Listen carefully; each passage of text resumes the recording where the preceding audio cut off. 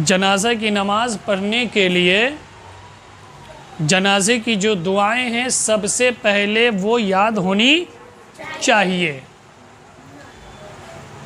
अगर वो याद है तो जनाजा पढ़ लेंगे, और अगर याद नहीं है तो सिर्फ कब्रिस्तान में जाकर भीड़ लगाने के लिए, क्या है, भीड़ लगाने के लिए जितने भी लोग नमाज़ पढ़ने जनाजा जाते हैं उसमें से समझिए कि मेरे हिसाब से 20% आदमी को जनाजे की दुआ याद है, बाकी 80% याद ही नहीं रहता है। तो इसलिए उसके सबसे पहले जो जनाजा की दुआएं सब है पहले वो याद होनी चाहिए, समझे। अगर वो याद है तो पढ़ पाएंगे, वो याद नहीं है तो बस जाएंगे और सिर्फ चले आएंगे। तो सबसे पहला काम ये होता है कि जनाजा पढ़ने के लिए सबसे पहली जो चीज़ है नियत करना। क्या होता है? नियत करना। नियत बहुत सारे ऐसे आदमी होता है उन नियत में उलझाए रहता है कि नियत कैसे करे, नियत कैसे होगा।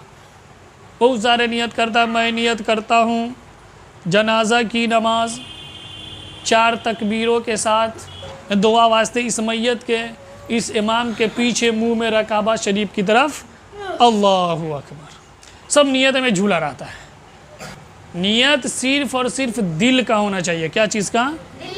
नियत से में ना उलझो। तुम जब कब्रिस्तान गए हो तो किस नियत से गए हो? अरे किस नियत से गए हो? जनाजा पढ़ने के लिए।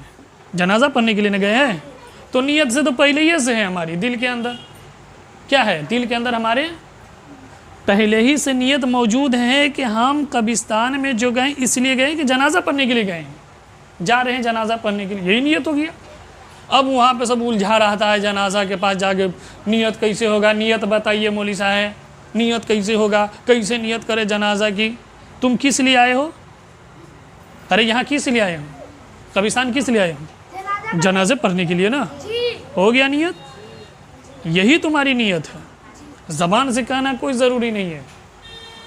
तुम जिस काम के लिए आए वही तुम्हारी नियत है, इसलिए नियत में ज़्यादा उलझने की ज़रूरत नहीं है। इसी तरह फ़र्ज़ नमाज़ पढ़ने में सब उलझा रहा था कि नियत कैसे करे, नियत कैसे करे। तुमको ना पता है कि हम कौन नमाज़ पढ़ने जा रहे हैं? ज़ोहर की पढ़ने जा रहे हैं, असर की पढ़ने जा रहे हैं। तुम नियत बांधने से पहले ही तुमको मालूम है कि हम फ़र्ज़ की नमाज़ अदा कर रहे हैं या सुन्नत अदा कर रहे हैं, सुन्नत मौक़िदा अदा कर रहे हैं या सुन्नत गैर मौक़िदा करें, सब पहले ही से मालूम होता, वही नियत है। तो इसलिए नियत में ज़्यादा उलझने की ज़रूरत नहीं है। बात समझ में आ रही है? तो चलिए अब जनाजा कैसे पढ़ेंगे। तो जनाजा में 4 तकबीरें होती है। कितनी तकबीरें होती हैं? याद रखिए, जनाजा में कितनी तकबीर होती है?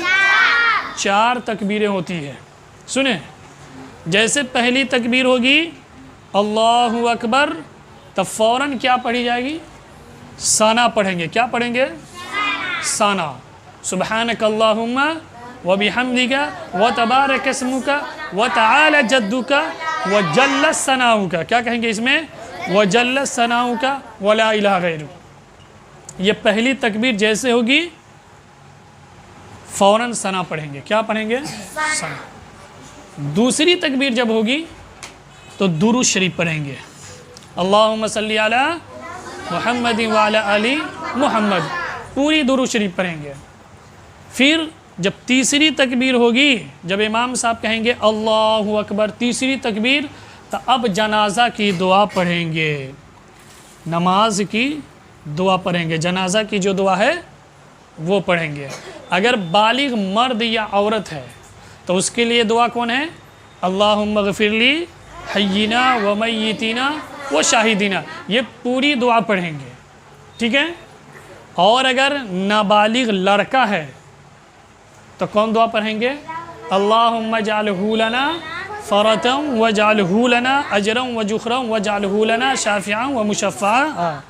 और अगर लड़की नाबालिग है तो उसके लिए दुआ पढ़ेंगे अल्लाहुम्मा जअल हालना फ़रतम व जअल हालना, आखिरी तक, समझे। ये तीसरी तकबीर में पढ़ी जाएगी नमाज जनाजा की दुआ। और चौथी जब तकबीर होगी इमाम साहब कहेंगे अल्लाहु अकबर, तो जैसे अल्लाहु अकबर कहेंगे उसके बाद फ़ौरन क्या होता है? अस्सलामु अलैकुम व रहमतुल्लाह, अस्सलामु अलैकुम व रहमतुल्लाह, मतलब चौथी तकबीर कहते हुए सलाम फेरना है, चौथी तकबीर के बाद सलाम फेरना। ये सबसे आसान तरीक़ा है जनाजा की नमाज पढ़ने की, समझ रहे। लेकिन मैं पहले ही कह रहा हूँ कि जब तक ये चीज़ें सना, दुरूद शरीफ, जनाजा की दुआ नहीं याद होगा, आप जनाजा की नमाज नहीं पढ़ पाएंगे। तो इसलिए ये सब चीज़ का याद होना बहुत ही ज़रूरी है, समझे। और मैं तमाम अपने लोगों से ये कह रहा हूँ कि अगर ये वीडियो आप लोगों को अच्छा लगा हो तो ज़रूर लोगों तक शेयर कीजिए, पहुँचाइए, ताकि उनको भी जनाजा की नमाज़ पढ़ने का तरीक़ा मालूम हो जाए। मैं सुहैल कासमी, आप हमारी ताकत बनिए, आप हमारी आवाज़ बनिए, लोगों की आवाज़ बनिए, इस चैनल से जुड़कर सच का साथ दीजिए।